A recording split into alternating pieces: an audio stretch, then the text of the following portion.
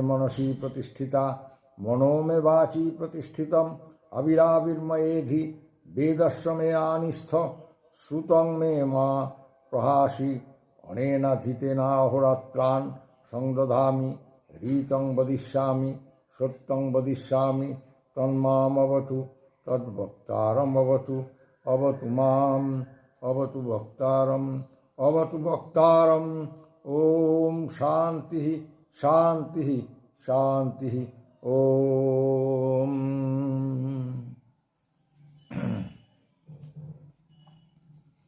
ঠিক আছে, একটু উঠে বসুন। অস্বস্তি করে বসবেন না। হ্যাঁ, এর আগের দিন আমাদের প্রথম অধ্যায়ের তৃতীয় খণ্ড শেষ হয়ে গেছে, তাই তো?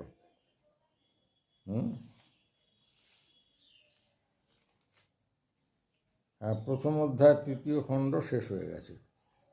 তাহলে আজকে হবে দ্বিতীয় অধ্যায় শুরু হবে, তাই তো? বলুন, তার আগে কি প্রশ্ন আছে বলুন।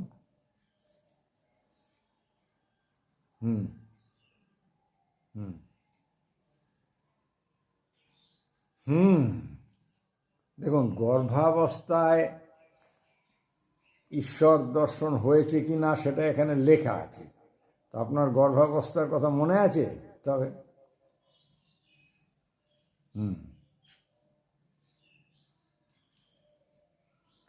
গর্ভাবস্থায় ব্রহ্মদর্শন করেছিল। হ্যাঁ, কিন্তু গর্ভাবস্থার কথা বাদ দিয়েও এখানে আর একটা কথা বলা হয়েছে যে দেবগণ পরোক্ষ প্রিয়। এই কথাটা বলতে গিয়ে উপাধ্যায় গৌরগোবিন্দ রায় তার নিজের ব্যাখ্যায় পড়ে নেবেন, আমার কাছে আছে বেদান্ত সমন্বয়, পড়ে নেবেন। হ্যাঁ, পড়ে নিয়ে দেখবেন যে আজই দিয়ে দেবো মনে করে নেবেন যাওয়ার সময়, আবার কি যে সেখানে বলেছেন যে জীব যদি, এটার ব্যাখ্যায় বলেছেন না, আচার্য শঙ্করের উপরে কিছু কমেন্ট করেননি, অদ্বৈতদর্শী ছিলেন তো। এখানে যেটা স্পেসিফিক্যালি ক্লিয়ার করে দেওয়া হয়েছে যে দেবগণ পরোক্ষ প্রিয়। পরোক্ষ প্রিয় কীরকম? যে প্রত্যক্ষ জিনিস দেখলেও সেখানে সেটাকে ধরে রাখতে পারে না, সে প্রবাহে প্রবাহিত হয়, স্ট্যাগনেশন নেই। তাহলে কি হলো? শ্রী গুরুদেব তাকে ব্রহ্মদর্শন করিয়ে দিচ্ছেন। দেখুন, কে করালো না অন্য কথা, কিন্তু থিওরিটিক্যালি করিয়ে দিচ্ছেন। সে কোন জায়গায় করায় না, অথচ সেই জায়গার এত শিষ্য আছে, সেটা আমার প্রসঙ্গ নয়, ওটা অপ্রাসঙ্গিক কথা। আর শুনুন, ওসব সংগঠন যেখানে, সেখানে কেউ করাবে না, সেখানে আপনার দায় কারো নয়। কোনো ব্যক্তিগুরু যদি সাক্ষাৎকার না করাতে পারেন, সেটা তার নিজের ল্যাপস, দেখা যায় না। সে যে বলেছে তার দায়িত্ব, আমিও কথা বলবো না, দেখাতেই হবে। তৎপদং দর্শিতং যেন তস্মৈ শ্রী গুরবে নমঃ, নাহলে তিনি গুরু পদবাচ্য হবেনই না। হ্যাঁ, এখানে উপাধ্যায় গৌরগোবিন্দ রায় বলছেন, সদ্গুরু যখন শিষ্যকে ব্রহ্মদর্শন করিয়ে দেন তখন সে একটু আনন্দিত হয়, কিন্তু সেটা আনন্দ সাময়িক। হ্যাঁ, কেননা ওই দর্শনে সে স্থির রাখতে পারে না, ওই দর্শনটা সে স্থির রাখতে পারে না। কেন রাখতে পারে না? কেননা যে গ্রন্থিভেদ যতক্ষণ না হবে, মিনিমাম 3টে গ্রন্থি ভেদ না হলে এই দর্শন, হ্যাঁ শ্রীগুরুদেব কিছু কৌশল দিলেন, কিন্তু সেটা টিকবে না। উল্টো ওসব কৌশল করতে গিয়ে গ্রন্থিভেদ করতে হবে। শুনে রাখুন, সোজা পরিষ্কার সাফ একেবারে কথা। অষ্টাঙ্গ যোগকে পরিহার করে কেউ যদি বলে এসো সহজ উপায় আমি করিয়ে দিচ্ছি, সেটা তার দায়িত্ব। আমার মনে হয় এটা অলিক। যম, নিয়ম, আসন, প্রাণায়াম, ধারণা, ধ্যান, প্রত্যাহার, সমাধি, না প্রত্যাহার, ধারণা, ধ্যান, সমাধি, হ্যাঁ, তো সিকোয়েন্সটা উল্টে গেছিল। যাই হোক, এই এই সমাধিস্থ না সে যে কোনো রকম অসম্প্রজ্ঞাত সমাধি হোক, জড় সমাধি হোক, জড় সমাধি তো হবে না, অসম্প্রজ্ঞাত সমাধি অন্তত হতে হবে, তা নইলে এই ব্রহ্মদর্শনে সে স্থির থাকতে পারবে না। হ্যাঁ,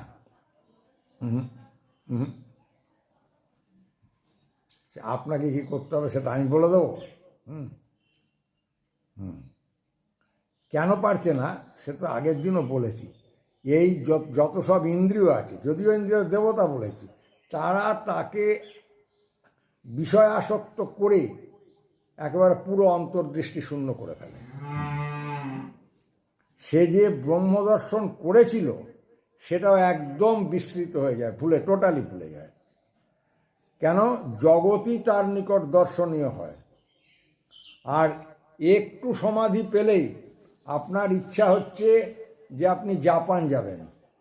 আপনি সমাধিস্থ হন, আপনি জাপানে সত্যি সত্যি একেবারে চলে যাবেন। আপনার সূক্ষ্ম শরীর, কারণ স্থূল শরীরটা পড়ে থাকবে, সত্যিকারের জাপানে চলে যাবেন।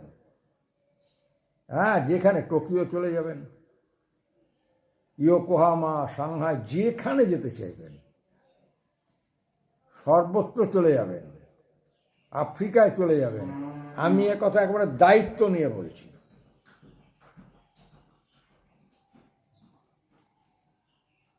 আপনার নিজ নিজ সদ্গুরুর কাছে যান না।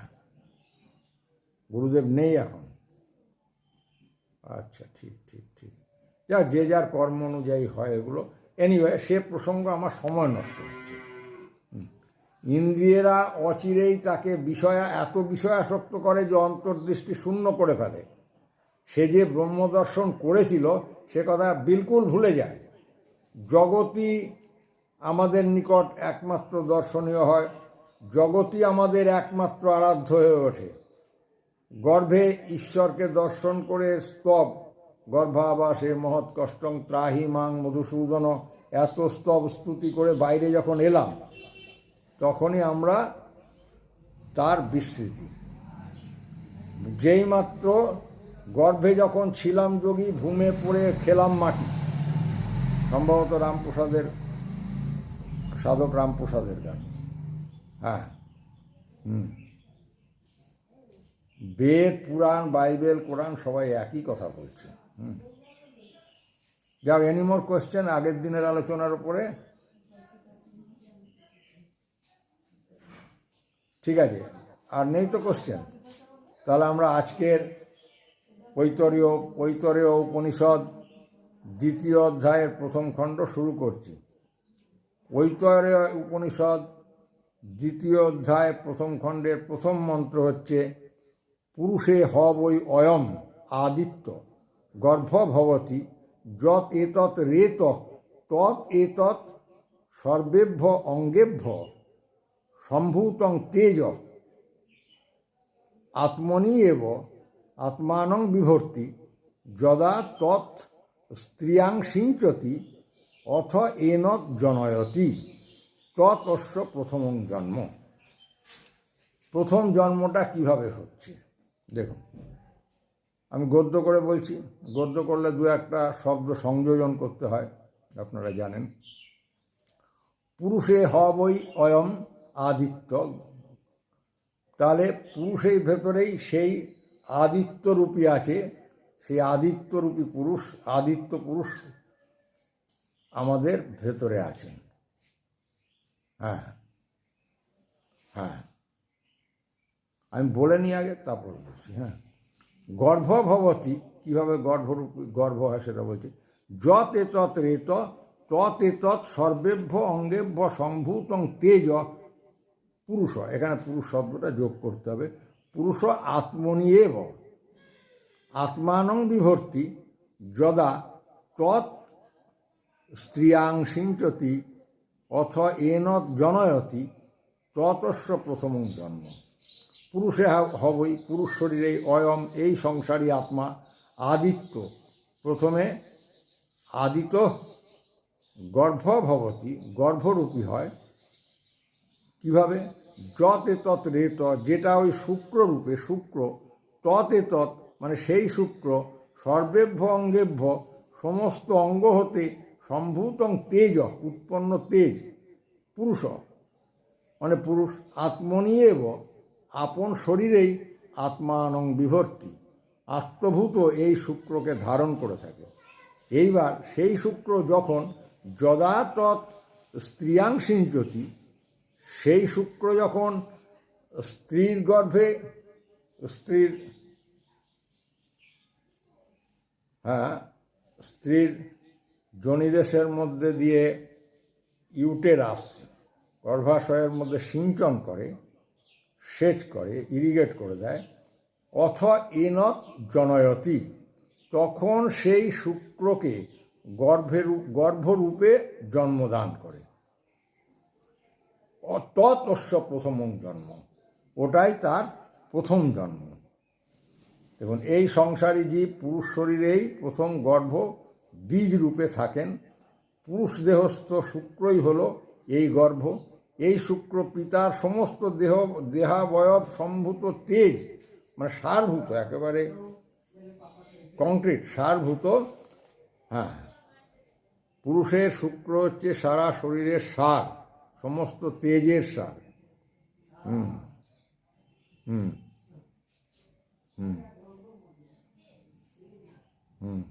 ওজ, ওজ, ও বর্গের জয়, জ ফলা, ওজ।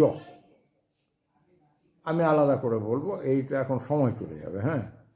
পুরুষ এই শুক্ররূপ আত্মাকে নিজ শরীরেই ধারণ করেন।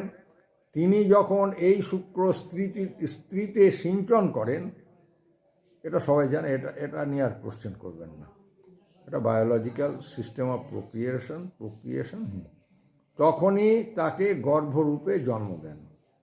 এটাই শুক্ররূপে নির্গমন জীবের প্রথম জন্ম।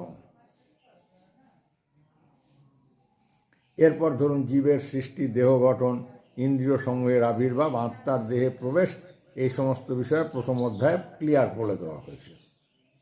So no more repetition. কিন্তু জীব প্রবাহ যাতে চিরকাল বর্তমান থাকে, সেটাই স্রষ্টার অভিপ্রায়। জীব প্রবাহ রুদ্ধ হয়ে গেলে সৃষ্টির উদ্দেশ্য ব্যর্থ হয়ে যায়। এখন জীব প্রবাহ কীভাবে অব্যাহত থাকে, সেটাই এই অধ্যায়ে বলা হচ্ছে। জীব প্রবাহ বর্তমান রাখতে গেলে পুরুষের পক্ষে কি করতে হবে? বিয়ে করতে হবে, করে গার্হস্থ্য আশ্রমে প্রবেশ করে সন্তান উৎপাদন অবশ্য কর্তব্য। গৃহস্থ হয়ে গার্হস্থ্য আশ্রমে প্রবেশ না করে তথাকথিত সন্ন্যাস অবলম্বন করলে সৃষ্টিকর্তার অভিপ্রায়ের বিরুদ্ধে কাজ করা হয়। এই উপনিষদ ইজ ভেরি ক্লিয়ার এই পয়েন্টে। পুরুষ প্রকৃতির কাজে ফাঁকি দেওয়া হচ্ছে, অসম্ভব পাপ তৈরি করা হচ্ছে। একজন সন্ন্যাসী হলে 14 পুরুষ স্বর্গে যায়, 14 পুরুষ নরকে যায়। ও কুকথা ছেড়ে দিন। ও শোনুন, আমি এখানে উপনিষদ আলোচনা করছি, উপনিষদের বিরুদ্ধ প্রভাব আনলে তো হবে না। তাহলে পুরুষ ক্ষুধা তৃষ্ণা নিবৃত্তির জন্য যে খাদ্য পানীয় গ্রহণ করে, তারই সারভাস, রস, রক্ত ইত্যাদি হয়ে ক্রমে লাস্টে বীর্যে পরিণত হয়। এই বীর্য তার সমগ্র দেহ সম্ভূত তেজ, এটাই তার আত্মস্বরূপ। প্রথম আত্মাকে যিনি জাগিয়ে দেন, অ্যাক্টিভেট করে দেন, তিনি গুরুদেব। আছে ডরম্যান্ট অবস্থায় আছে, শরীরের কাজ করে যাচ্ছে। প্রথমে পুরুষের এই শুক্ররূপী আত্মা তার নিজ দেহে অবস্থান করে। তারপর যখন বীর্য স্ত্রীতে নিষিক্ত হয়ে গর্ভ উৎপাদন করে, নিষিক্ত মানে ফার্টিলাইজেশন, তার যে ওভাম, নারীর ওভাম যখন পুরুষের স্পার্ম দিয়ে ফার্টিলাইজ হয়ে যায়, তখন ফিটাস মানে গর্ভ উৎপাদন করে। তখন সেই গর্ভই তার আত্মস্বরূপ হয়ে দাঁড়ায়। এটাই হচ্ছে জীবের প্রথম জন্ম। এরপর দ্বিতীয় জন্ম কখন হবে? দ্বিজো ভবতি। দ্বিতীয় জন্ম হচ্ছে দীক্ষা সময় হয়, তখন আত্মসাক্ষাৎকার করে, আত্মস্বরূপ দর্শন করে, নিজেকে দর্শন করে ব্রহ্ম দর্শনের জন্য কালক্রমে সমাধিস্থলে দেখা যাবে অয়মাত্মা ব্রহ্ম।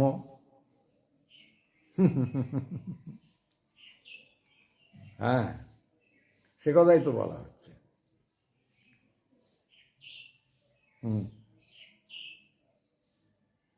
হ্যাঁ, গুরুদেব হচ্ছে পিতা।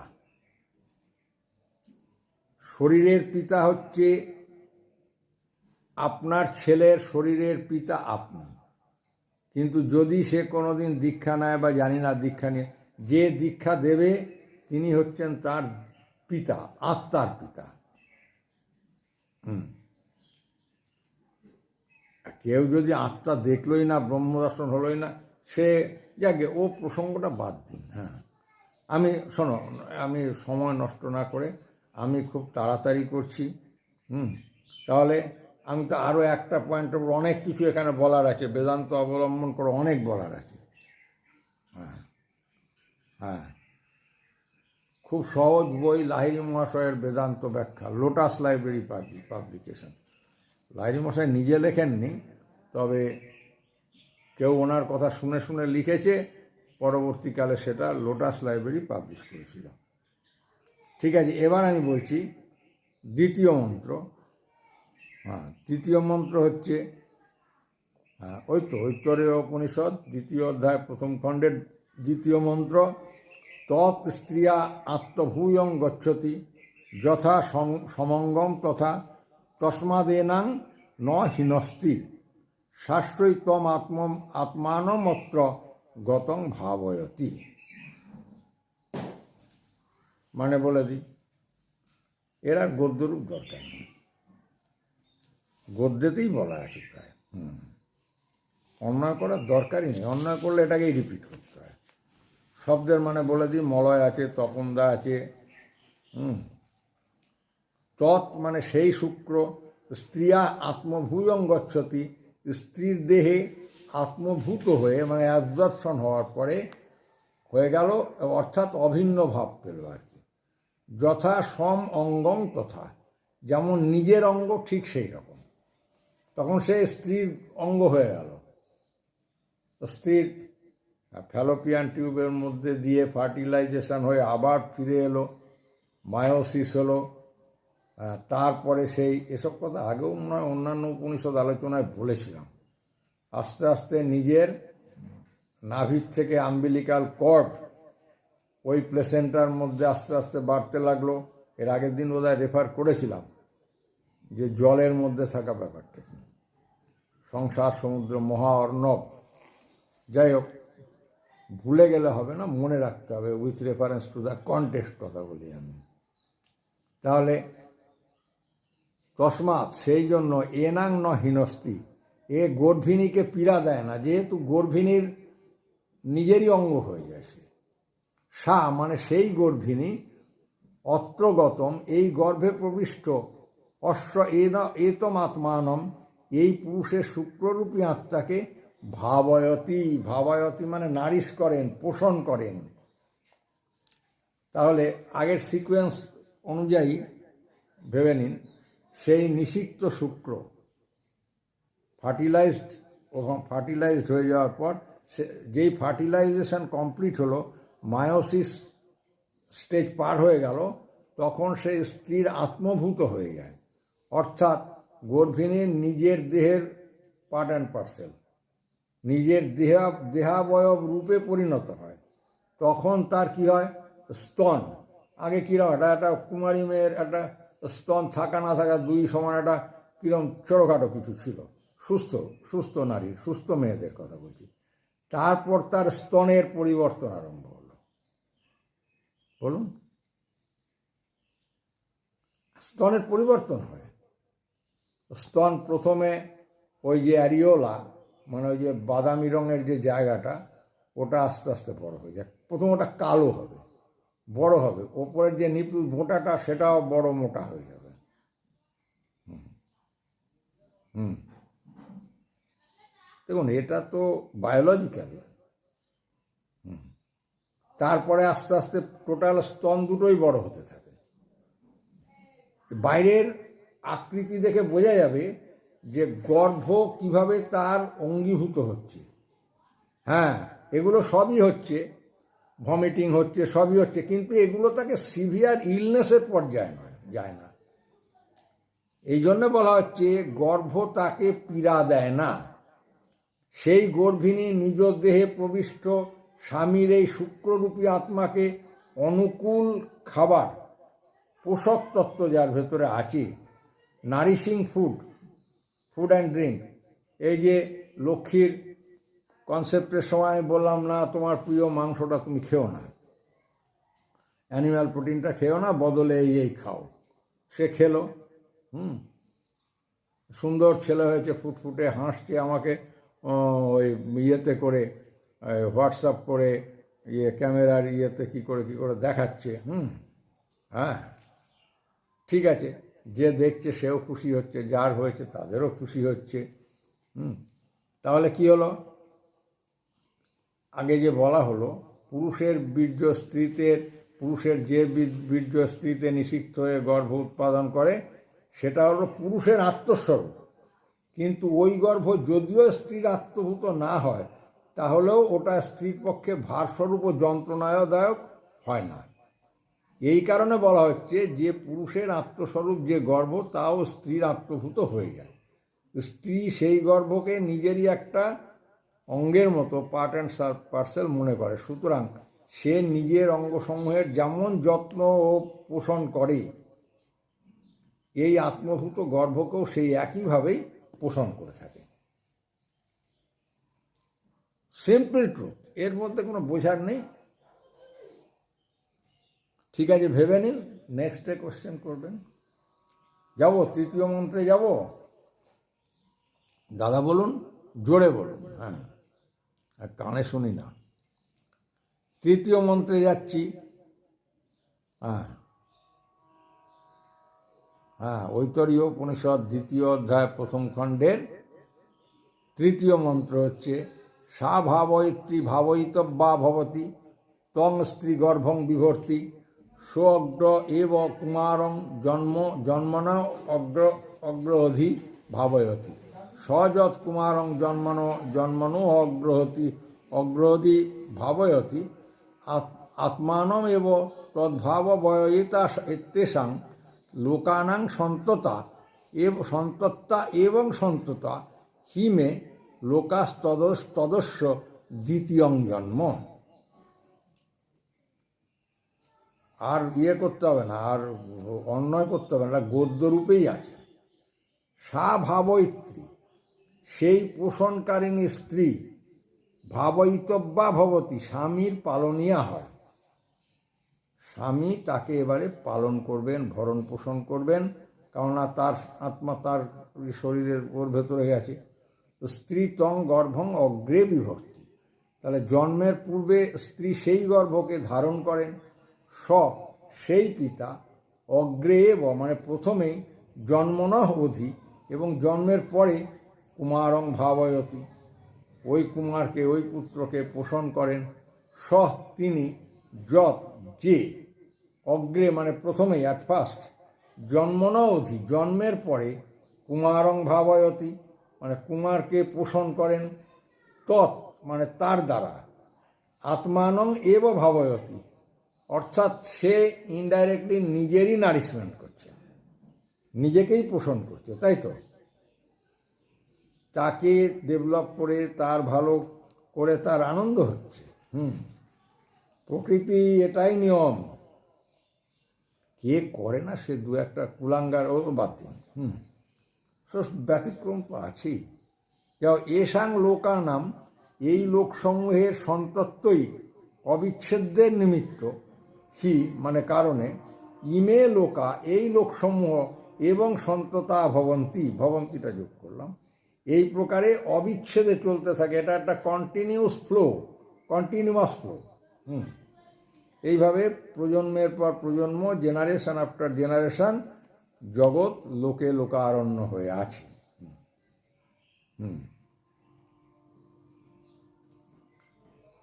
অবিচ্ছেদে চলতে থাকে। ততস্য দ্বিতীয়ং জন্ম, এটাই অর্থাৎ মাতৃগর্ভ হতে নির্গমনটাই হলো তার, ওই গর্ভের মধ্যে একটা জীবন শুরু হলো, আবার গর্ভ থেকে বেরোলো, এটা আর একটা জীবন শুরু হলো। হ্যাঁ, যিনি সন্তানকে পোষণ করেন, তাৎপর্যটা হচ্ছে যিনি সন্তানকে পোষণ করেন সেই স্ত্রী স্বামীর পালনীয়।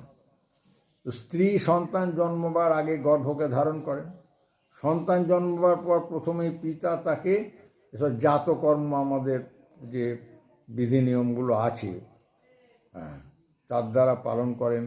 পিতা যে জন্মানো মাত্রই সন্তানকে পালন করেন, তার দ্বারা এই সকল লোকের অবিচ্ছেদ্য নিমিত্ত, মানে অবিচ্ছেদ্যভাবে, মানে নিজেকেই পালন করেন। এইভাবে সন্তান উৎপাদন দ্বারা এই লোকসমূহ ধারাবাহিকভাবে চলতে থাকে। মাতৃগর্ভ হতে নিষ্ক্রমণই হচ্ছে তাহলে প্রকৃত জন্ম শুরু হলো। এক অর্থে এটা দ্বিতীয় জন্ম, মানে গর্ভে যে সিঞ্চন হলো, ফার্টিলাইজেশন হলো, ওটাকে যদি প্রথম জন্ম ধরেন, তাহলে বেরিয়ে আসা, ভূমিষ্ঠ হওয়া, ভূমে পড়ে খেলাম মাটি, এটা দ্বিতীয় জন্ম হলো। ইন আদার ওয়ার্ডস, সেই পালয়িত্রীকে পালন করতে হবে, সেই স্ত্রী গর্ভকে ধারণ করেন। প্রথমে পিতা জন্মের পরে ওইসব পঞ্জিকা দেখবেন, সীমন্তোন্নয়ন, জন্মের পরে জাতকর্ম ইত্যাদি দ্বারা সেই পুত্রকে, ছেলে বা মেয়ে যাই হোক, তাকে তার পরবরিশ করেন, তাকে ডেভেলপ করেন। জন্মের আগে ও জন্মের পরে তাকে ডেভেলপ করে এই সকল লোকের অবিচ্ছেদ কন্টিনিউয়াস ফ্লোটা রাখেন, এবং সে পুরুষানুক্রমে নিজেকেই বাঁচিয়ে রাখে। এর মধ্যে দিয়ে বলা হচ্ছে এরকমটা। এইভাবেই সকল লোক অবিচ্ছেদে বিদ্যমান আছে। হ্যাঁ হ্যাঁ, যে স্ত্রী স্বামীর স্পার্মটা নিচ্ছে, নিজের দেহে ধারণ করছে, তাকে নিজের আত্মভূত করে নিয়ে তার পোষণ ও পরিপোষণ ও বর্ধন করছে, সেই স্ত্রীকে পালন করা তো স্বামীর অবশ্য কর্তব্য। এইরূপে গর্ভিণী স্ত্রীর পালন দ্বারা পুরুষের নিজের আত্মারই পালন করা হয়। আবার সন্তান জন্মাবার আগে যেসব আছে না, এই যে সাধ দেয়, সীমন্তোন্নয়ন, হ্যাঁ, যা কিছু করে তার দ্বারাও সে নিজেরই ইয়ে করে। সন্তান জনন ক্রিয়া থেকে শুরু করে পরবর্তীকালে তার ছেলে, তার ছেলে, তার ছেলে, তার মেয়ে, তার মেয়ে, পুত্র পৌত্রাদিক্রমে সৃষ্টি প্রবাহকে অবিচ্ছিন্ন রাখা এবং লোকসমূহকে রক্ষা করা, এর দ্বারা লোকসমূহ রক্ষা পায়। কারণ জীবপ্রবাহ যে বিচ্ছিন্ন হয়ে গেলে লোক ধ্বংস হয়ে যাবে। এটাই হচ্ছে মূল কথা।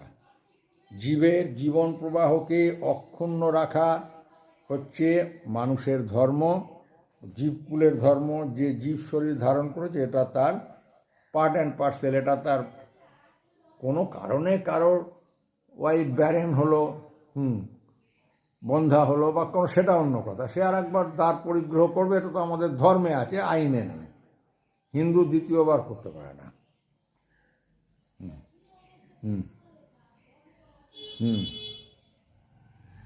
এসব অপ্রাসঙ্গিক, ছাড়ুন তো। কোথায় কী ঘটছে, বৈচিত্র্যময় জগৎ সংসার, ডাইভার্সিটি তো থাকবেই, and diversity is the spice of life. ঠিক আছে, হ্যাঁ, পারমিশন দিন আমি চতুর্থ মন্ত্রে প্রবেশ করি। চতুর্থ মন্ত্র হচ্ছে স্বয়ম আত্মা পুণ্যেভ্য কর্মভ্য প্রতিধীয়তে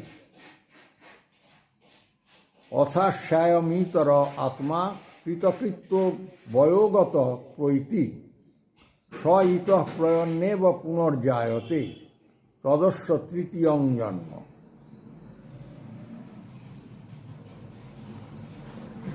সব গদ্য আছে, গদ্যরূপ হলে আমি অন্যায় করেই দিতাম। তাহলে অশ্ব অয়ংশ আত্মা, সেই পিতার এই পুত্ররূপী আত্মা পুণ্যেভ্য পুণ্যেভ্য কর্মভ্য পুণ্যকর্ম সম্পাদনের জন্য প্রতিধীয়তে পিতার প্রতিনিধি রূপে স্থাপিত হয়। বাবা চলে গেল, বুড়ো হলো, মরে গেল, বাবার কাজকর্ম, কৃষিকর্ম, জমিদারি, যে যা করবে সেটা সেই পেশাটা সে গ্রহণ করে। অথ মানে তারপর অশ্ব এই পুত্রের অয়ম ইতর আত্মা, হ্যাঁ মানে এই যে হলো বাপের জায়গাটা নিল, তার মানে অয়ম ইতর আত্মা, এই দুনিয়ার বাবা আর কি, অপর পিতৃরূপী আত্মা কৃতকৃত্য কৃতকৃত্য মানে সম্পাদিত সমস্ত কর্তব্য করে বয়োগত বৃদ্ধ জরাজীর্ণ হয়ে প্রৈতি মানে পরলোক গমন করে। সে ইতঃ প্রয়ণ এই লোক হতে প্রস্থান করতে করতে পুনঃ এব জায়তে পুনরায় জন্মগ্রহণ করে। ততস্য তৃতীয় জন্ম, এটা হচ্ছে তার তৃতীয় জন্ম। পিতার পুত্ররূপী এই আত্মা শাস্ত্রবিহিত পুণ্যকর্ম সম্পাদনের জন্য পিতার প্রতিনিধি রূপে স্থাপিত হলেন।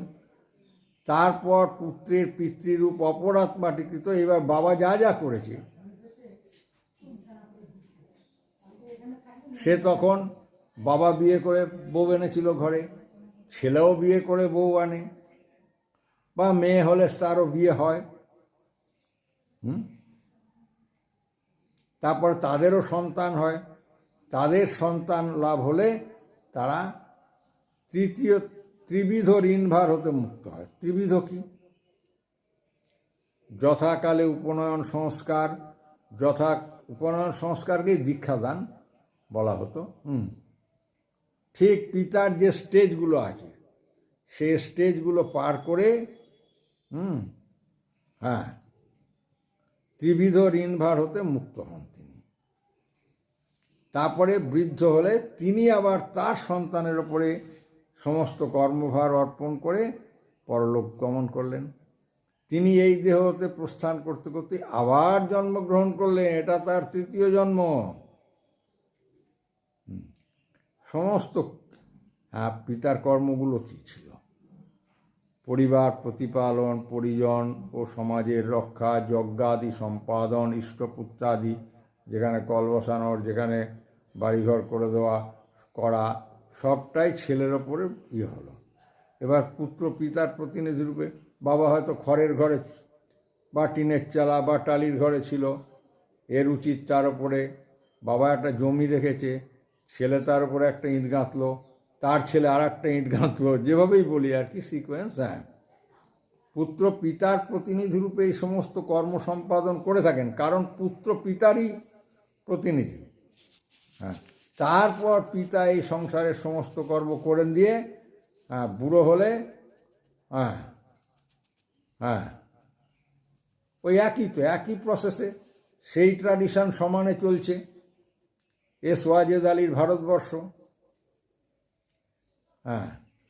সে তখন সংসার থেকে চলে যায়, কিন্তু চলে গিয়ে উপায় নেই,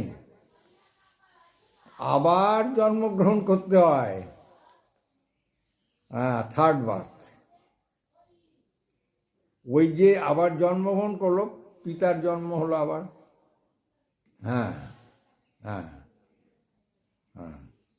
এইভাবে সংসারী জীবের পিতার নিকট হতে শুক্ররূপে প্রথম জন্ম, কুমার রূপে মাতা হতে দ্বিতীয় জন্ম, কুমার রূপে মাতা হতে দ্বিতীয় জন্ম, এবং সংসার হতে প্রয়ণকারী পিতার যে ভবিষ্যৎ জন্ম তার তৃতীয় জন্ম নির্দিষ্ট হল। বলুন না, মন খুলে কথা বলুন। আছেন আপনারা দুজন, আমি একা, সে তো চলে গেল, এসে চলে গেল। আকাশের অবস্থা খারাপ তো বটে। আচ্ছা, তাহলে আমি পঞ্চম মন্ত্রে যাচ্ছি। তদুক্তম ঋষিনা গর্ভে নু সন এষাং দেবানাম বিশ্বাজনিমানি অনু অবেদম শতম আয়সি পুর মা অধ অরক্ষণ সোনঃ ইব যবসা নিরদিয়ম ইতি গর্ভে এব শয়ান বামদেব এতৎ এবং উবাচ ততুক্তম ঋষি না, ঋষি এগুলো বলেছেন। অহং গর্ভে নূষণ, আমি গর্ভে এসেই এসাং দেবানাম, এই সকল দেবতার বিশ্বাস জনিমানি নিখিল জন্মসমূহ অনু অবেদম সম্যক জেনেছিলাম। তাহলে গর্ভে থাকলে জানা যায়। শতম আয়সী পুর, এক শতলৌহময় পুরী, মাহ অথ অরক্ষণ, আমাকে নিচে আবদ্ধ করে রেখেছিল। সেন ইব, সেন পাখির মতো। যবসা নিরদিয়ম ইতি, আমি বেগে নির্গত হয়েছি, প্রসূতি নামক বায়ুর ধাক্কায়। গর্ভে এব শয়ান, গর্ভে শয়ান অবস্থায় বামদেব মানে বামদেব এতৎ এই কথা এবং এই প্রকারে উবাচ বলিয়াছিলেন। ঋষি বামদেব বলেছেন, আমি গর্ভে থেকেই অগ্নি বায়ু প্রভৃতি দেবতাগণের জন্মবৃত্তান্ত সকল সম্যক জেনেছি। 100 লৌহময় পুর মানে দেহ আমাকে নিচের দিকে আবদ্ধ করে রেখেছিল, আটকে রেখেছিল। আমি সেন পাখির মতো, বাজ পাখির মতো স্পিডে সেখান থেকে বেরিয়ে এসেছি। কেন কি গর্ভে শয়ন অবস্থায় বামদেব এই কথা বলেছিলেন। তাহলে আগের যে ত্রিবিধ জন্ম মৃত্যুর মধ্য দিয়ে জীবকে সংসারে বারবার আসতে হয়, এটা ক্লিয়ার হলো। যতদিন সে বিষয়ে আসক্ত থাকে, বিষয়ে যতদিন আসক্ত থাকবে, অজ্ঞানবশত দেহকে আত্মা মনে করে দেহের সুখে সুখী হয়, দেহের দুঃখে দুঃখী হয়, ততদিন তার জন্ম মৃত্যুর কোনো বিরাম হয় না।